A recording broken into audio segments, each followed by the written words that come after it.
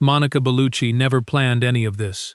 Not the modeling career, not the acting, not the marriage that would define 2 decades of her life. And certainly not the quiet, dignified way she would walk away from it all without ever asking anyone to feel sorry for her.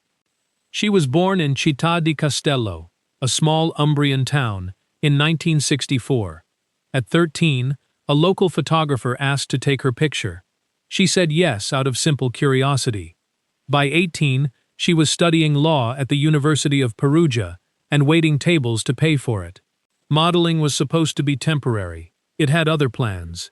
Within a few years, she was in Milan, then Paris, then New York. One of the most recognizable faces of her generation, working for houses like Dolce & Gabbana, already successful by any reasonable standard before she ever spoke a single line on camera. Acting came through a chance encounter.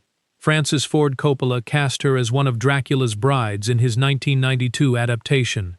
Barely a cameo, almost wordless. But that brief experience told her something modeling never had. She went home, began formal training, and built a film career from the ground up. Then came 1996, and a French film called L'Appartement.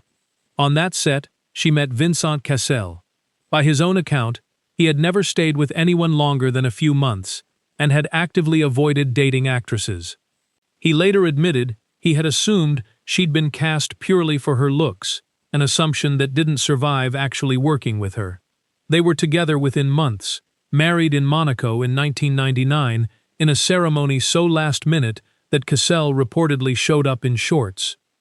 What followed were nearly 2 decades of shared films, 2 daughters, and homes scattered across Rome, Paris, and Brazil. From the outside, it looked like the rare thing, 2 enormously famous people making a real partnership work. From the inside, according to Bellucci herself, the distance eventually became impossible to bridge. In August 2013, after 18 years together and 14 of marriage, they announced a mutual separation. What's striking is how she talked about it afterward. She didn't perform heartbreak for cameras. She didn't position herself as someone who had been wronged. She told one interviewer plainly that she had made the decision herself, and that leaving someone doesn't erase the love. It just means continuing became something neither of them could do anymore. That kind of honesty, without self-pity or theatrics, is rarer than it sounds. She kept building. At 50, she became the oldest Bond leading lady in franchise history when Sam Mendes cast her in Spectre, a role she initially assumed was a joke. She led television productions, did comedy that let her laugh at her own public image, and in 2024 appeared in Tim Burton's Beetlejuice.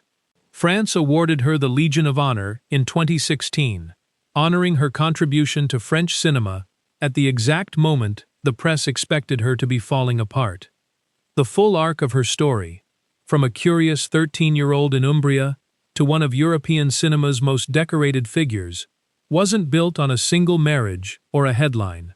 It was built on choices, made one at a time, often quietly, always on her own terms. If her story resonated with you, leave a comment below with your thoughts.